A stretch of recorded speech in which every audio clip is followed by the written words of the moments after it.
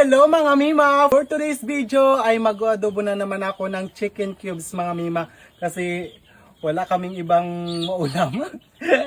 Ayan mga mima, nakasalang na pala yung ating mahiwagang kawali sa ating kalan na may apoy mga mima ko. At dyan nga mga mima ko ay nilagyan ko na ng mantika at isusunod na natin yung ating mga ricado mga mima kasi sa tingin ko mainit na itong ating mantika. So ayan, ilagay lang natin ito ang ating bawang. Ayan mga mima. Anahin lang natin yung ating bawang, tapos yung ating luya, tapos itong ating sibuyas mga mima. No, ayan. Halo-haluin lang natin ito hanggang sa mag-golden brown. Siya nga pala mga mima ko. Ayan no. Sa mga kapatiran nating Kristiyano dyan, ayan. Merry Christmas po sa inyong lahat.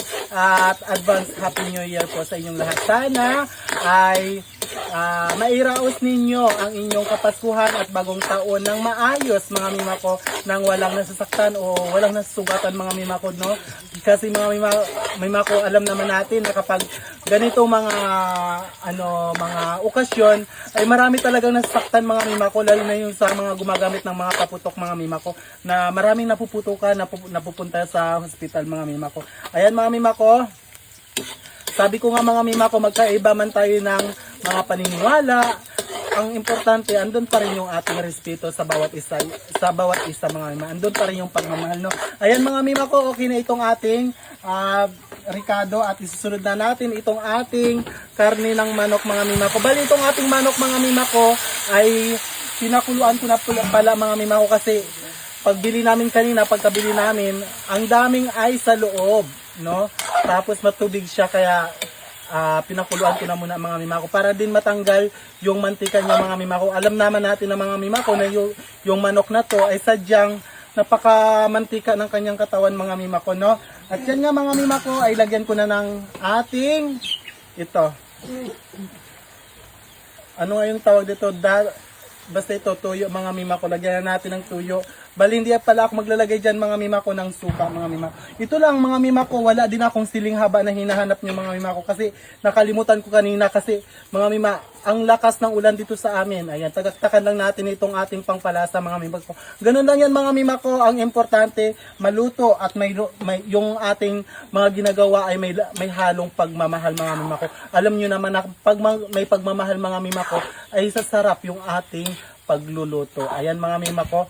At dito nga mga mima ko, ayan, takpan lang muna natin yan. At balikan natin ito mamaya mga mima ko, no? Ayan. So ayan mga mima, pagkatapos ng 1 segundo ay balikan natin itong ating niluluto. At ito na nga mga mima ko, ayan, 1 seconds lang yan mga mima ko. At sadyang napakasarap na mga mima ko ng ating adobong chicken cubes. Ayan mga mima ko, kunting-kunti na lang ito mga mima ko, pa bawas-bawasan pa natin ng tubig mga mima ko. Ayan. Sinadjud, ilay-ilay na doon. Pakita mo dito. Ayan.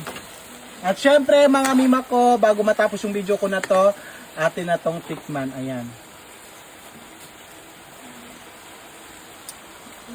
Talaga mga mima ko, sobrang napakasarap mga mima ko. So ayan mga mima ko, hanggang dito na lang po yung video ko na to. Maraming salamat po sa inyong walang sawang pagsuporta sa akin. Ingat-ingat po tayo palagi mga mima ko. And once again mga mima ko, sa mga kapatiran nating Kristiyano dyan na nag-celebrate ng kanilang Christmas at bagong taon, ayan mga mima ko, ingat-ingat po tayo palagi, no? Ayan.